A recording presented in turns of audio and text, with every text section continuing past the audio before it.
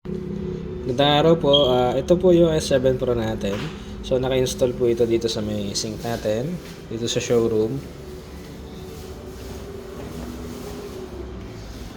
So, ang connection po natin, yung valve po natin na kasama sa ganito.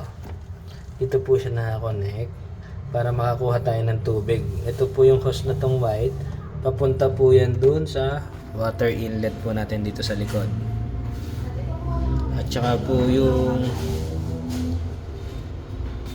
yung pure water naman po natin, papunta po ang connection yan dito po sa pinaka faucet natin.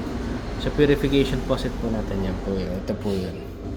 And then yung wastewater naman po natin, ito po yung hose na yan. Dapat po nakakonect po siya doon sa drainage natin. So papakita ko po sa inyo yung tatlong connection sa likod. Ito po yung tatlong connection natin sa likod. So water intake, pure water, at saka po yung wastewater natin.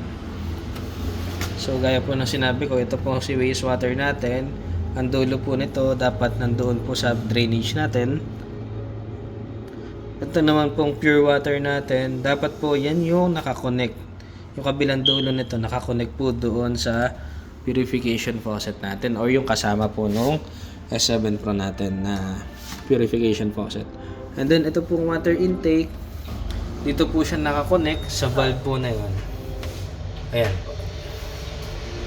So yun lang po yung mga connection na kailangan natin para po dito sa ating S7 Pro.